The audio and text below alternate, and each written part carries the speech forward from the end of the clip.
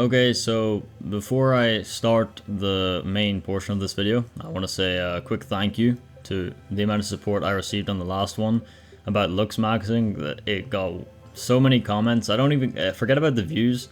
I hope it helped some people, and it seems to have. I got quite a lot of positive reception, and even the negative reception. It's more about creating a discussion, these kind of videos, especially the last one.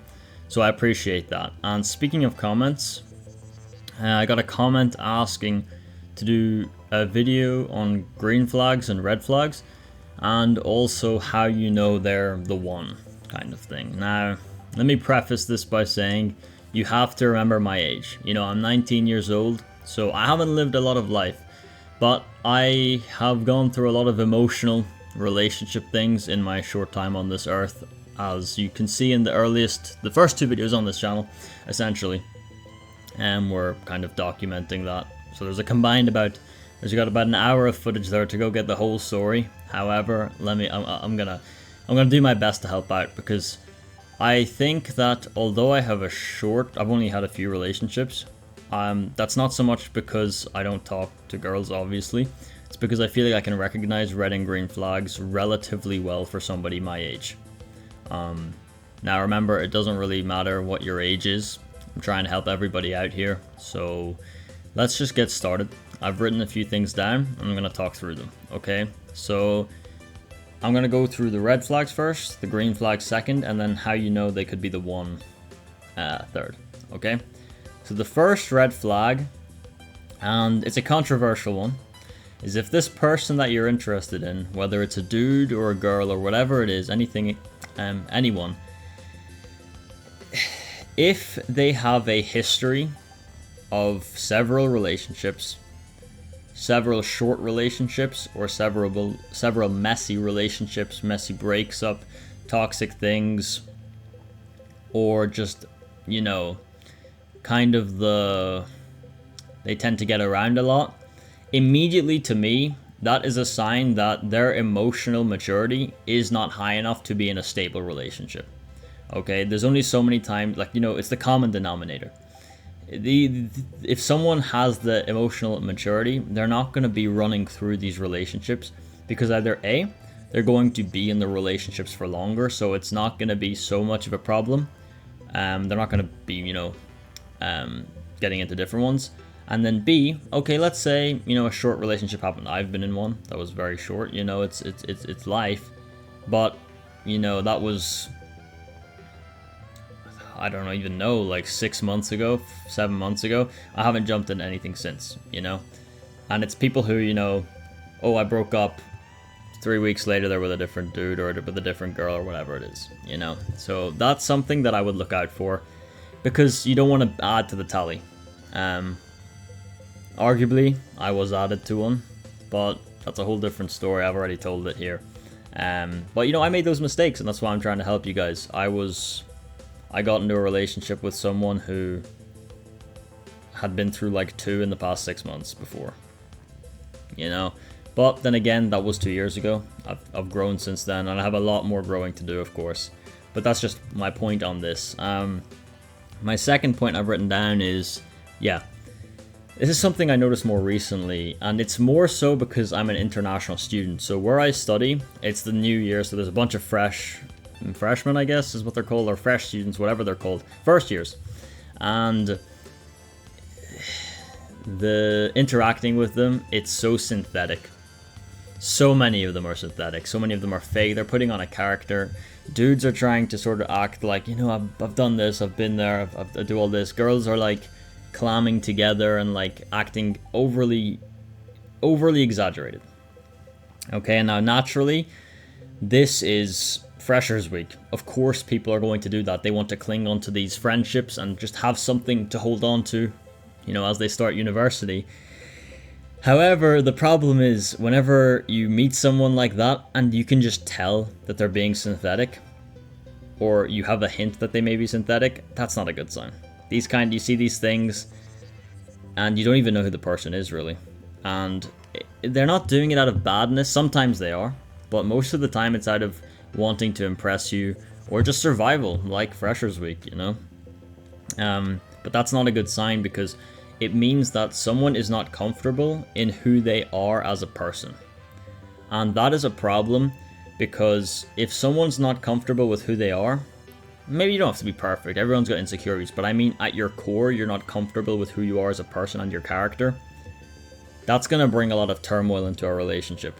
And, you know, in my last relationship, which I briefly have spoken about on the channel, it was early university, met a girl, you know, got on very well, personality was great, very similar to my kind of personality, kind of just say it how it is, straightforward, calm, I guess, just kind of boring not boring, but not a lot of emotions flaring crazily. And then, you know, you get to know her a bit more, and then eventually 3-4 months later, 5 months later, I see a different side of the person, you know? So that's, from my personal experience, the first two, that's what I would say, okay? I also wrote down, how do they treat others? This is a very general one. I'm sure you've heard this 100,000 times.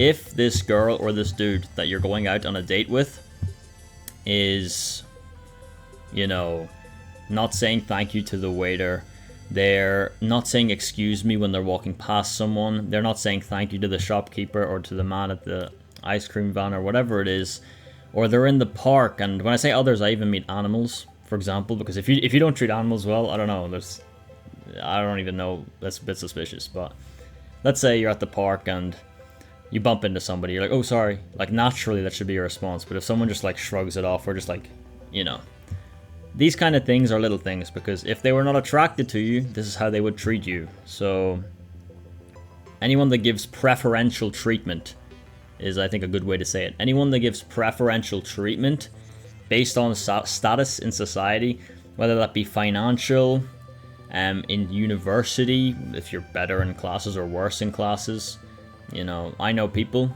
that literally, you know, stopped talking to me, or well, basically stopped talking to me because I did bad in like a test and all this stupid stuff. These kind of people, in terms of friendships, of course, but relationships is way more important, because, you know, if you as a person maybe has a slip up, let's say you're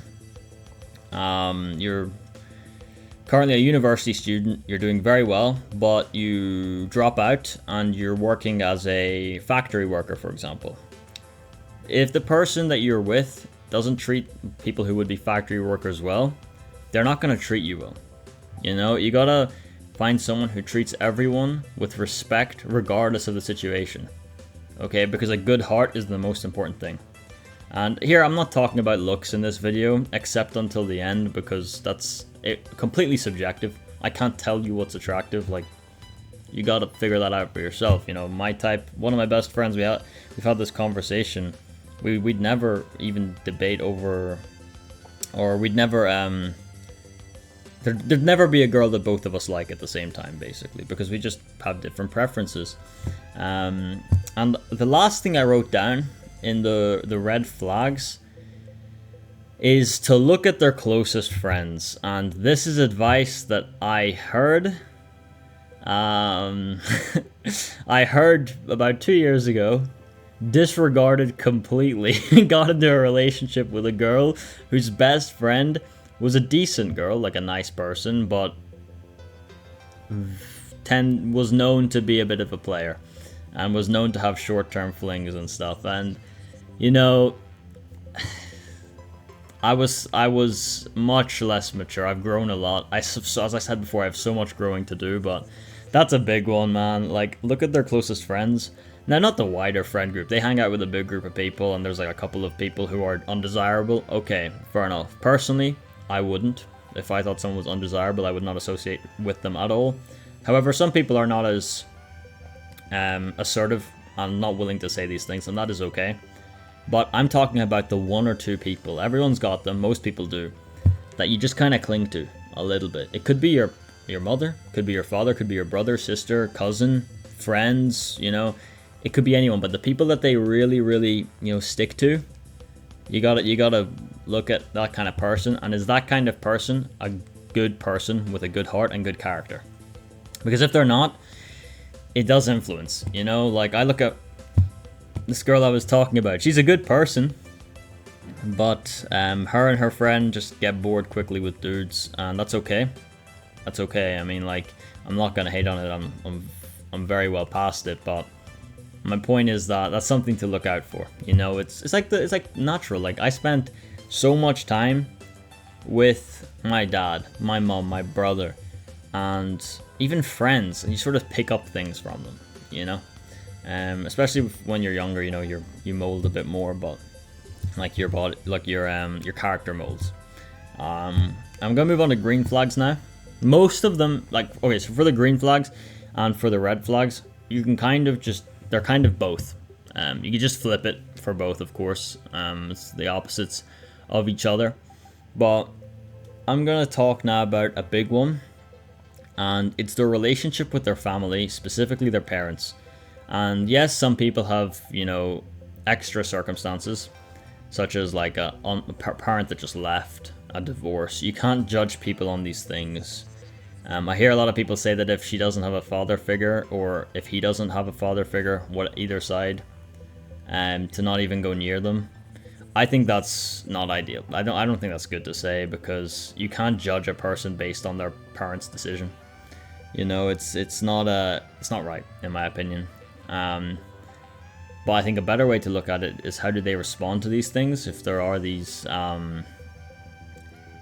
you know, family issues, and has it let them affect them so much? Because I know some people who, they become a bit unstable when these things happen, and I know other people that are completely fine, you know. So I don't think it makes too much of a difference, but it's about how they react, not the act itself.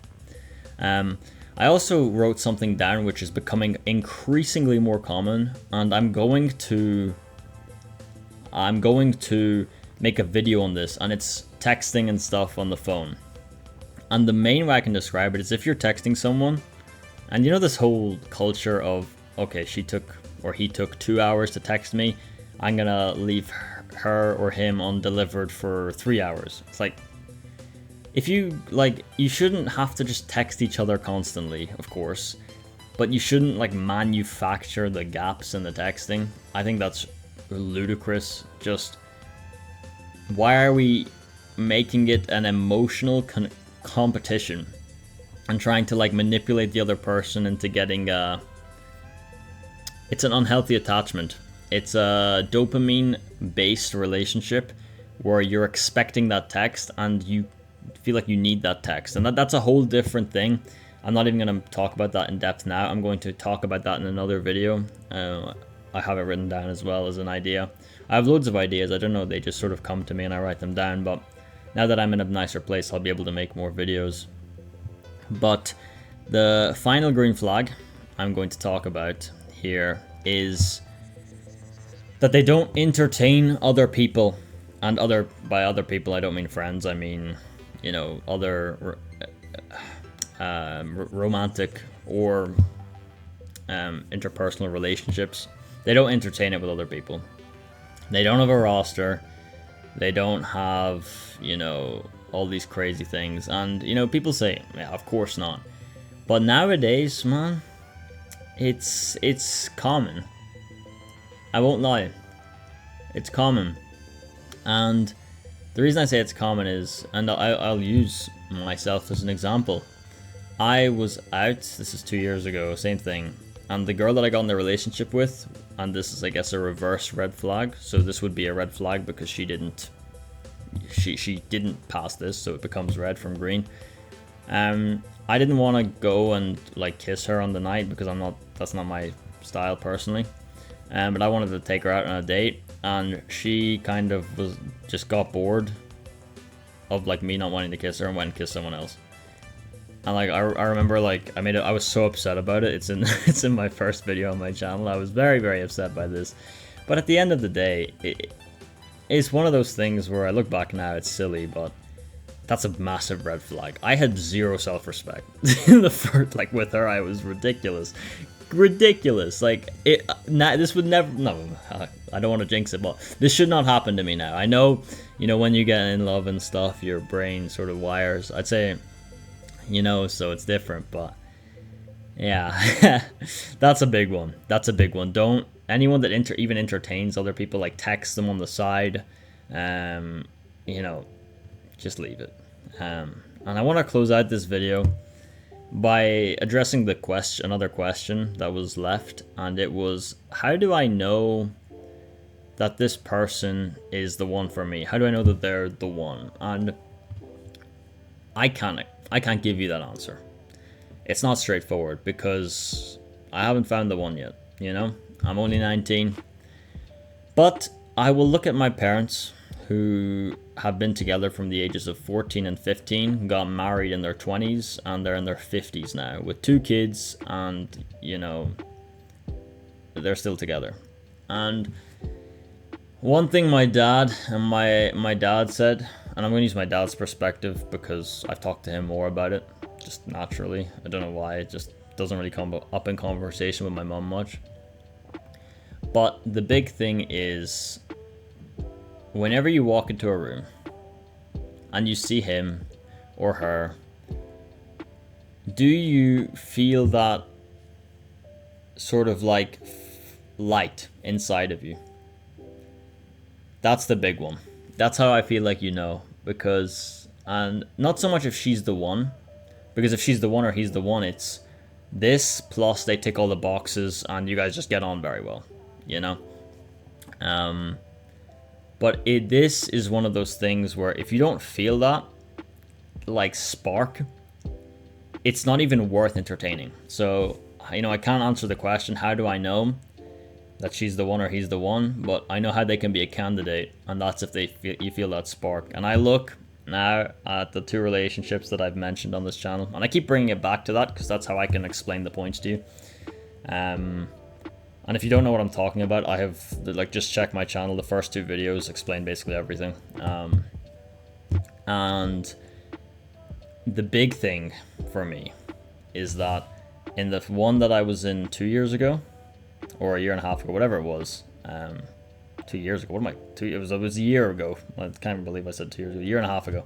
Anyway, every time I saw her, I felt that, like the first time I saw her. Every time, it was like the first time I saw her.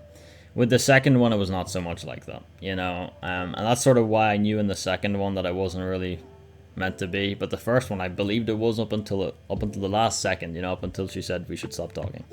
So that's the one thing I would say. That's how you know that they have the potential to be the one.